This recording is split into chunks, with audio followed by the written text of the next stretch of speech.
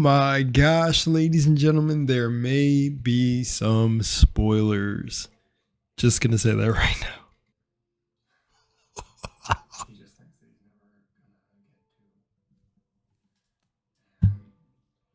Oh. Oh. Oh my gosh, she had pin, that's right. Brennan was not playing. Okay, you guys. So currently, hang on, let me mute.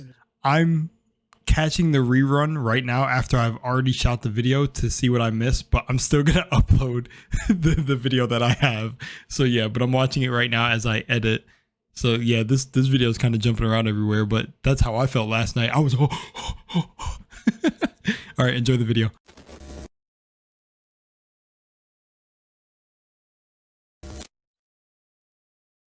Now in the clip you're seeing, I couldn't capture the audio of what was happening in this scene. I gotta look back at the footage and see. Give me a sec. I can't even tell what's going on in the clip. But Brennan...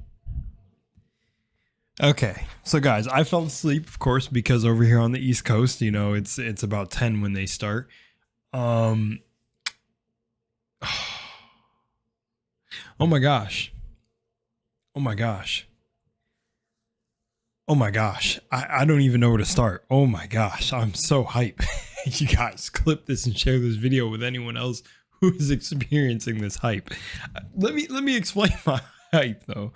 So the reason that I'm so hype about like what happened in last episode is I like when D&D, like when the stakes are high, you know, I like the narrative aspect. I think Brennan is doing a really cool job of handling the story narratively and where he skips points. I see how he progresses things along. It's really cool because it feels like I resonate with that style, how he does it. I love Matt's style, but I also like how Brennan feels more like how I would DM, how he shortens certain things. I'm paying attention, right? But yo, last night, you know, when somebody tells, like, you know, there's like an integrity to it. I'm saying like, you know, because I'm all over the place. But when somebody says that they're going to bring some fire this campaign, like, hey, make sure you guys have backup characters. I wanted to see moments where that was actually factual. I was like, okay, let's see it. You know, I didn't think things would pop off too crazy. But then when I seen Lord Primus Taconis pull up to Murray, I was like, what? Looking for Octus. I was like, and then how Marisha played Murray, like just trash talking this very powerful guy. I was like, okay, this is cool. Cause then Brennan was like, you know, I'll drop you where you stand. And then I was like, he's playing. And then all the roles happened there. And it was like, oh yeah, you get the sense that, you know, you were this close to dying. Like they talked about it. But then when it got to episode 4, campaign 4, episode 4, that's the title of the video. So I don't know why I'm saying it to you guys again. I was literally in awe. Now, I think I fell asleep around the time Aranessa started to make the tree in the room and a little bit more. Like, I think I drifted off, so I can't remember. So let me just stay on topic. I don't have anything written down because every moment was stuck in my head. Like, when Lord Primus Taconis was downstairs and I knew that Valus and Taisha were still outside and you know, Taisha was going to run in when the stuff happened to Octus. I don't want to say it too early yet, but she was like, do I get the sense that like, where am I going? And then when she ran in, I was like, oh my gosh, she's running in blind. But like, I know that Abria knows that Primus is still downstairs with Sir Julian. So I'm like, oh, this is crazy. Like, and even Ashley's reaction and Abria's and even Matt's just being like, whoo, like even Matt is, I feel like Matt has that DM connection with Brennan, kind of knowing what he was going to bring. But even he was like, are you still holding on to something from long ago? Like, I don't know what that reference was to, but Brennan did not pull punches when this episode started. It got to business. And I was like, this is exactly what I enjoy. Oh my gosh. I'm I'm so hyped because it was so fire. Oh man, it was so fire. Like I posted a short saying this is crazy because of the dice rolls as well. His nat 20, and then he had to retire the dice. He was like, you know what? You like a GM or a DM's honor. I'm not going to use this. I was over here screaming, use it, kill them. I'm kidding. I don't want the characters to be taken out already because the character art for all of them are sick. But also I want to talk about, I feel like he did it pretty balanced as well. I feel like the combat was pretty, you know, like the stakes were high. He said, Ahriman is a dangerous world. See, that was such a cold line too, where he was like, basically paraphrasing, look, this is a dangerous world. There was just a bar fight with the Crow Keepers. Like it's kind of like you guys are my friends. That's why I'm saying this to you. And I'm like, oh, Brennan's not playing, bro. And I love this. This is rivaling campaign 2 so far. My love for it. Like in terms of how it started off. Campaign 2 was like goofy and then they were definitely like not heroes. This is cool. This is like cool. I like Brennan's approach to this, and I don't know. I love it. I think this is sick. And I'm trying to stay on brand and stay on topic and not go too off. But honestly, okay, I'm gonna spoil, guys. Here we go. So I said spoilers. So here's the big spoiler: Octus's death. Now you guys can spoil me in the comments. I don't mind. Let me know. Is Octus back to life? Was there some like, because I know death is different in the world now because of all the gods, the shapers, were everything being gone, but in the realms are like in whack and like there's a lot of souls in limbo. But let me know, did Octus come back? Because it did like, you know, because if it's narratively explained and everything, then I missed it, and that's completely okay. And I'll see it and I'll be fine because I still like Octus. I like Octus's character. I like everything to do with Pin was his little, you know, taxidermy fox. So I won't be that mad, but I do want Brennan to stand on like killing them off, like having backup characters, because I'm like, that's just so fire. Like he really made a dangerous world where it's like your guys' decisions, you know when you need to flee or know when you need to do this. And another thing that I'm actually really happy about, plus his death was gruesome. Even had my girlfriend's face doing like is the word a grimace, but she was like, huh? But the thing is what I like is, you know, like it really, like when Ashley and Bria were responding, and even Matt at times, I don't know the dude who plays Octus's real name, but even his facial expressions to what was going down, it was like, okay, Brennan wasn't playing about the stakes. Like we're really here. And even Abria going down, and just like, I think that's where I left off, but she got healed by Lady Aranessa.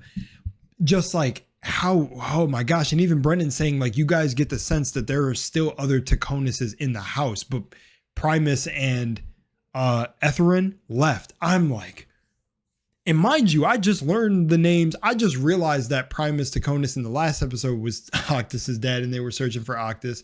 And Etherin, you know, the name is like right off the top of my head because I'm like, bro, this is insane. This is literally awesome. And man, and I was concerned that when the table split up into the schemers, soldiers, and seekers, that there was going to be like less combat for each group. And I thought the soldiers table was going to be just straight up, this is going to be the group that favors encounters more. And I think that perspective came from watching another YouTuber either theorize that, or what's odd too is I thought they said it as fact though, like this is the thing. But then I was like, it doesn't make sense because Primus Taconus just pulled up to Sir Julian Davenos's estate and pulled his father's skull out his head. So like, what? Like, there's no way they're not going into combat.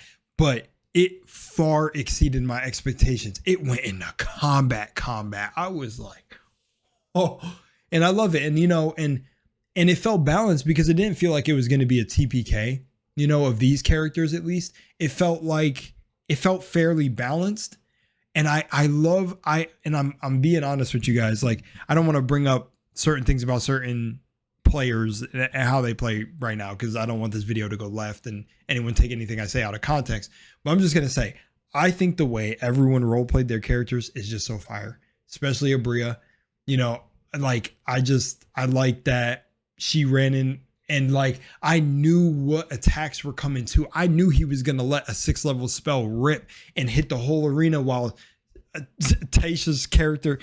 Oh man, I was like, dude, it felt so good. I was like, this is awesome. And I loved Matt just going like, no, and oh man, dude, it felt, this is peak. This is peak to me. This is peak. This is some peak storytelling right here. I like it. I like the world. I like how it's honestly, it's feeling way more dangerous than Exandria right now. But again, that's my lack of being, you know, rewatching. And, you know, anyways, with even being able to say that, you would have to go back and, you know, be taking your own notes when you're watching the show, really have that connection with the series, with Vox Machina and to even refer to this. And I didn't watch campaign 1. I watched Vox Machina as the animation and campaign 2 all the way through and parts of 3. But I still didn't have a full grasp on the entire world of Exandria. I kind of pay attention more to the character arcs. And that's why I'm really digging this campaign, because I'm really keeping up with who's connected to who and kind of what's going on. Bolaire's stuff is a little blurry right now, but Bolaire is really cool to me. This whole thing is sick. I was glad that Brennan stood on business. I'm gonna be a little bit disappointed to hear that Octus is alive, because Brennan himself said, you know, to be honest, I really didn't think like him of all characters was gonna end up surviving the encounter. He didn't expect him to survive. He just didn't know how it was gonna go down. I think that was his words, where that, not like what I just said, but the part was he didn't expect at least one of them to survive. But I think he was specifically talking to the guy who plays Octus.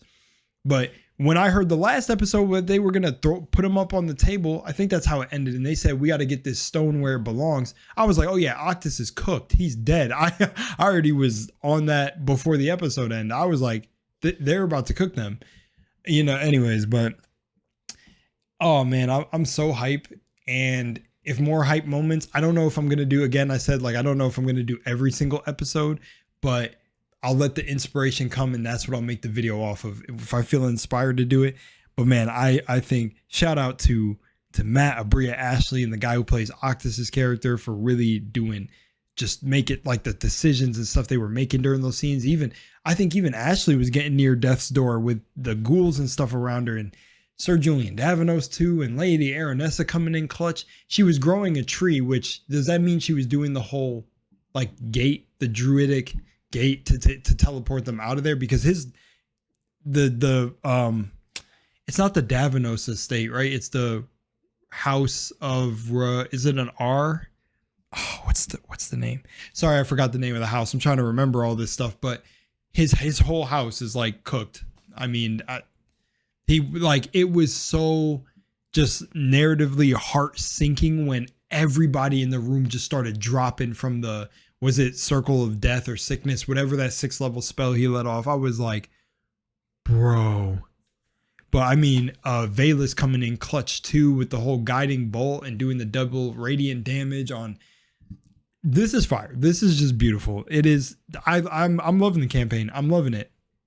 You know, I was worried about certain tables I'd end up liking more than others, but based on how this one started, it gave me a good idea for what the others may be. Even if they're more narratively focused, it feels like there's still going to be some really tense moments. And then it's like, wait until the other characters hear about what happened to them, like how they're going to react to this. Like Taisha nearly died. Sir Julian Davenos nearly died, but he was a beast. I'm pretty sure Valus nearly died, and then Octus died. You guys can spoil me in the comments because I don't know what happened after the break or everything, because I fell asleep again. I'm going to probably fall asleep every single time because I got work to do as soon as I wake up. I get started at 6 a.m. So I can't be going to bed way too late, but I'm going to catch the recap. You guys let me know down below what you thought. And yeah, I mean, I think I'm going to make another short just saying like how crazy campaign 4 is off to, because people were saying the first 4 episodes are like the prologue, but then it was like the first 3. But like if the first 4 were a prologue, or at least getting us introduced and really in the thick of it, this has started like, this has to be a show now. I'm saying it now. I said about campaign 2. I don't know if campaign 3 would really be an animation. Campaign 1 felt like it did, and seeing everybody's like response to Vox Machina and stuff.